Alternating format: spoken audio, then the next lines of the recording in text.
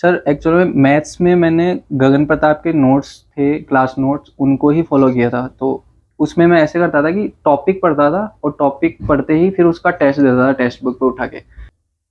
जैसे कंप्यूटर के लिए जो कंप्यूटर ऐड हुआ है पिछले साल से, तो उसके लिए अरिहंत की एक बुक आती है, वो अच्छी है कंप्यूटर की। अब आपको पोस्ट मिल गई है तो कैसा लग रहा है? बहुत अच्छा। बहुत अच्छा लग रहा है। अगर आप भी एक एसएससी एस्पिरेंट है या फिर एसएससी की प्रिपरेशन करना चाहते हैं और अगर आप वहां से यहाँ तक का सफर तय करना चाहते हैं तो यह वीडियो आपके लिए बहुत ही यूजफुल है।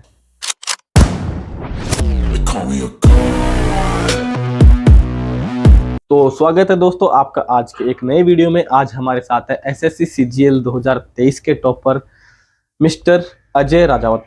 कॉन्ग्रेचुलेशन सर, एंड आपका बहुत बहुत स्वागत है हमारे प्लेटफॉर्म पे। Thank you very much.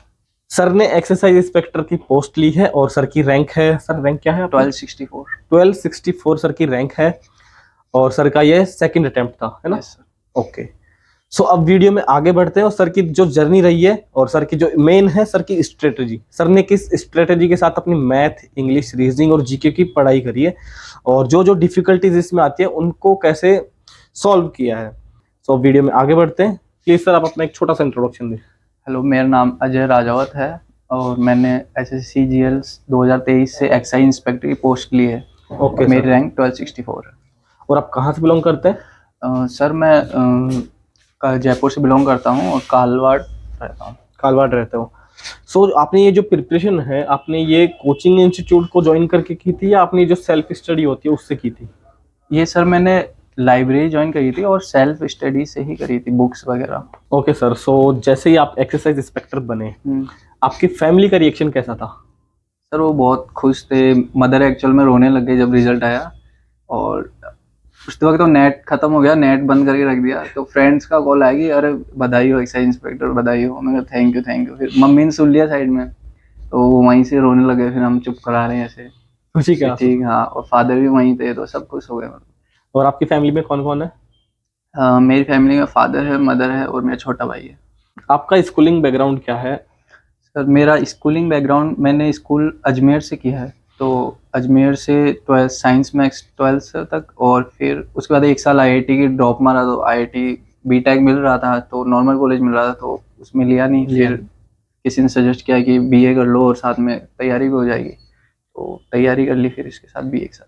वो आपकी ये जो 2 साल की जर्नी रही है ये कैसी रही? आपको क्या लगता है, ये डिफिकल्ट थी या फिर जैसी होनी चाहिए थी? बहुत डिफिकल्ट, मतलब कंपटीशन इज वेरी ब्रूटल आज के ज़माने में। मतलब 35 लाख 38 लाख फॉर्म जा रहे हैं, तो आप सोच सकते हैं कि कितना कंपटीशन है और आपको कितनी मेहनत करनी है।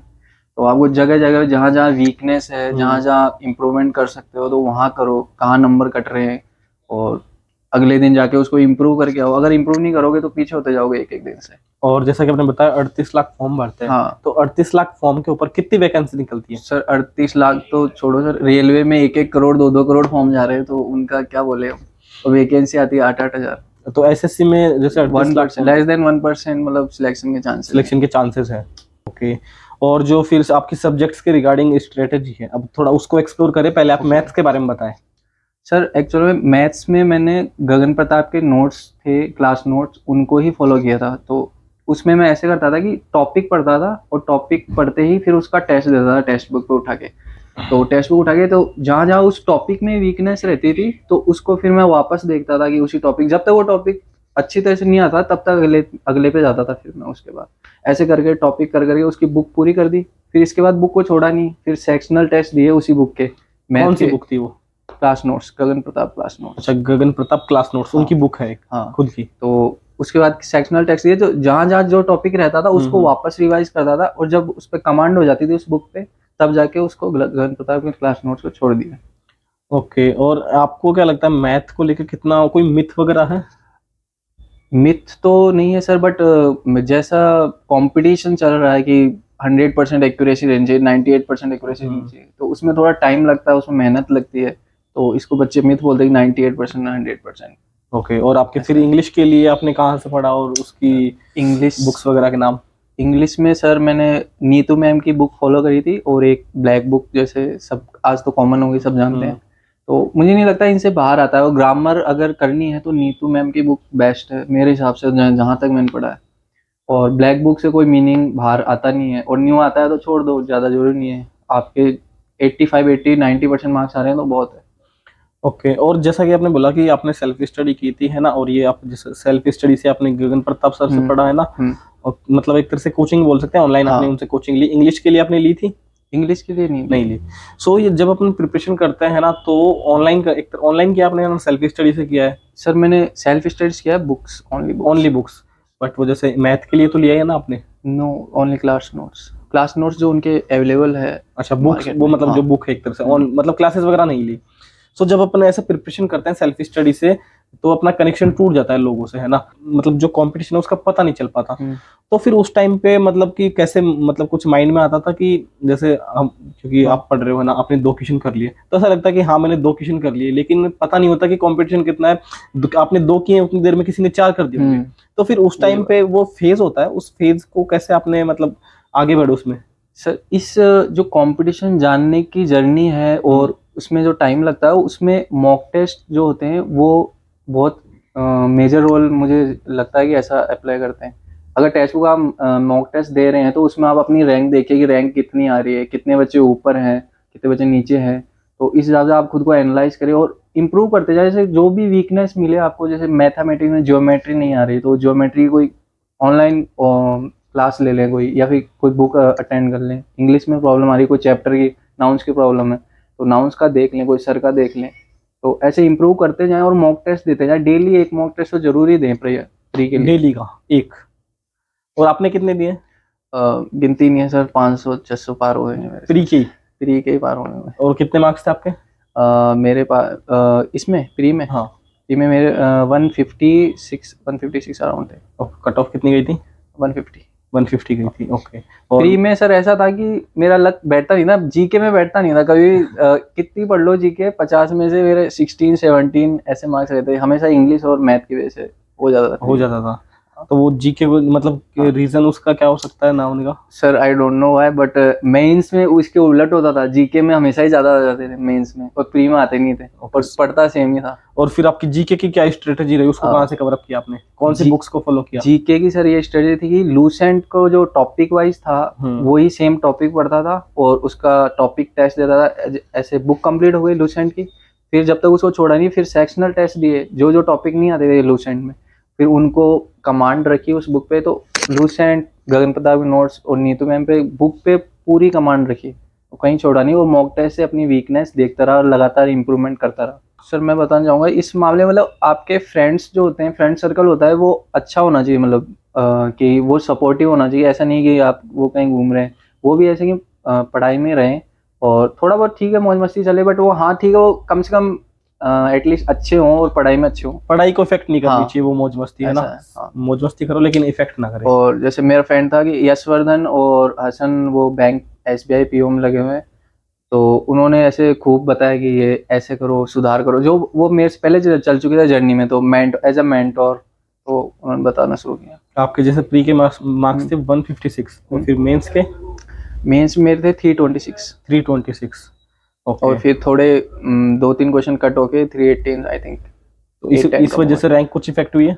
रैंक तो बहुत इफेक्ट हो गई सर, जैसे? मतलब 500-600 अराउंड आ रही थी और अब तो 1200 पहुंच गई। ओके, सो जैसा कि आपने भी पहले बताया हाँ। था कि आपने लाइब्रेरी से स्टडी करते थे, तो क्या घर पे वो माहौल नहीं मिल पाता, या फिर लाइब्रेरी में ही पढ़ाई होती है? सर घर पे करने वाले भी करते हैं, बट जो मेरी वीकनेस थी कि मैं घर पे अकेला जान नहीं पाता कि मैं क्या कर रहा हूँ, तो लाइब्रेरी में मैं जान पाया कि हाँ मेरी वीकनेस क्या है। जो आपकी वीकनेस है उसके अकॉर्डिंग पढ़ो। कोई लाइब्रेरी में नहीं पढ़ रहा है, वो सेल्फ पढ़ पा रहा। तो मतलब आप लाइब्रेरी इसलिए भी जा रहे थे ताकि आपको पता चल सके, कंपटीशन का भी पता चल सके, है ना? कंपटीशन, और जो सेल्फ को अच्छा लगे वो करो।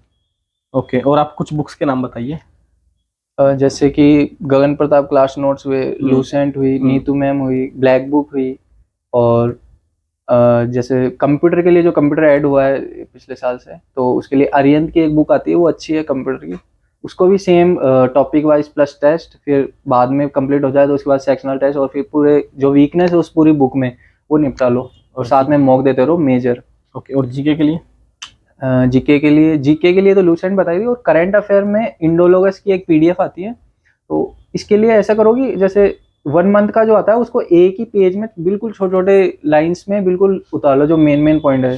250 क्वेश्चन होते हैं कुछ एक पीडीएफ, 1 मंथ की पीडीएफ में। तो 100 क्वेश्चन जो इम्पोर्टेंट आपको लगे वो एक पेज में उतार लो।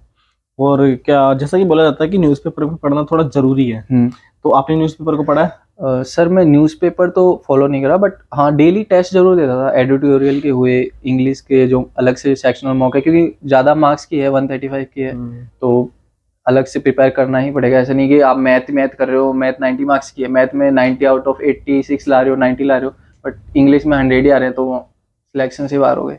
अच्छा, तो मतलब आपने न्यूज़पेपर नहीं पढ़ा। It's okay. और अगर अब कोई एसएससी को क्रैक करना चाहता है बेसिक लेवल से, जीरो लेवल कुछ नहीं है, साइंस बैकग्राउंड से या फिर कॉमर्स बैकग्राउंड से मान लीजिए, जीरो लेवल है, जीरो लेवल से उनको एसएससी को क्रैक करना है, उनके एसएससी के अंदर जो टॉप पोस्ट है ना उनको वो लेनी है, तो वो कैसे हो सकता है पॉसिबल? सर इसका एक ही मेथड है कि पहले दिन से ही मॉक दो, और मॉक में जहाँ जहाँ जो क्वेश्चन रॉन्ग हो रहा है, आपसे नहीं हो पा रहा, टाइम छूट रहा है, हर उस क्वेश्चन के पीछे लग जाओ और सिलेबस साथ में कवर करते रहो। मॉक देते रहो, साथ में सिलेबस कवर करते रहो, और जो जहाँ वीकनेस है उसको फाइंड करो कि ये वीकनेस है, तो उसको इम्प्रूव करो, उसी टाइम इम्प्रूव करो या सिलेबस के अकॉर्डिंग इम्प्रूव करो। और ये हो गया कि जब एक बार कोई एग्जाम होता है और मान लो फेलियर हो जाता है उस एग्जाम में, तो जो हर क्वेश्चन गलत होता है ना, उस हर क्वेश्चन की एक स्टोरी रहती है, बैक स्टोरी, कि ये मैंने टॉपिक कहाँ मिस हुआ है, कहाँ उस टाइम कर क्या रहा था मैं, ये टॉपिक चल रहा था या बुक में चल रहा था, उसकी स्टोरी को जानो और उसको फिर रिमूव कर दो वहाँ पे, बस। तो अब देखो एसएससी की प्रिपरेशन ना किसी के लिए इजी है, किसी के लिए टफ है, और किसी के लिए नॉर्मल ठीक है, हो जाएगा, मतलब थोड़ी सी मेहनत करेंगे तो। सो आपका कोई मैसेज है एस्पिरेंट्स के लिए कि उनकी प्रिपरेशन को आप इजी कर सके, कुछ टिप्स या फिर आप मैसेज बता सकते हैं? एस्पिरेंट्स के लिए मैं एक ही चीज कहना चाहूंगा कि एसएससी नहीं, मतलब लाइफ में भी जो भी चीज करें, उस पहले उसको ट्राई मारे, और फिर उसमें जो इम्प्रूवमेंट्स आपको लगते हैं ना वो करते जाए, धीरे धीरे जो इम्प्रूवमेंट्स दिखते जाए उसको सुधारते जाए और इम्प्रूव करते जाए, एंड में आप देखेंगे कोई है ही नहीं, आप ही आप हो, इम्प्रूव करते जाए, और एंड में सफलता निश्चित है, आपके हाथ में सफलता है। सो अब आपको पोस्ट मिल गई है तो कैसा लग रहा है? बहुत अच्छा, बहुत अच्छा लग रहा है, मेहनत शानदार। Okay, so thank you so much. Thank you sir. So I hope आपको इनकी जर्नी पता चल गई होगी, कैसे इन्होंने अपनी सेल्फ स्टडी से एसएससी जैसे बड़े एग्जाम को आसानी से क्रैक कर दिखाया। हालांकि इन्होंने फर्स्ट अटेम्प्ट में भी क्लियर कर लिया था, बट उसमें इनको पोस्ट थोड़ी सही नहीं मिली, इस वजह से इन्होंने ज्वाइन नहीं किया। सो इन्होंने दोबारा प्रिपरेशन करी, फिर इन्होंने फिर सेकंड अटेम्प्ट में भी इनका सिलेक्शन हो गया। सो इन्होंने कुछ बुक्स के नाम बताए हैं, कुछ नोट्स के रिसोर्सेज भी बताए, सब चीजें आपको बता दी है जिससे कि आपकी प्रिपरेशन इजी हो सकती है, और कुछ टिप्स एंड ट्रिक्स जैसा कि आप बता सकते, उनको बोल सकते हैं कुछ भी, या फिर मैसेज आपको वो भी दिया है। सो इससे आपकी काफी हेल्प होगी। सो अगर अभी तक आप वीडियो को देख रहे हैं तो वीडियो को लाइक करें और चैनल को सब्सक्राइब करें। मिलते हैं एक और ऐसे नई वीडियो में, तब तक के लिए बाय बाय, जय हिंद।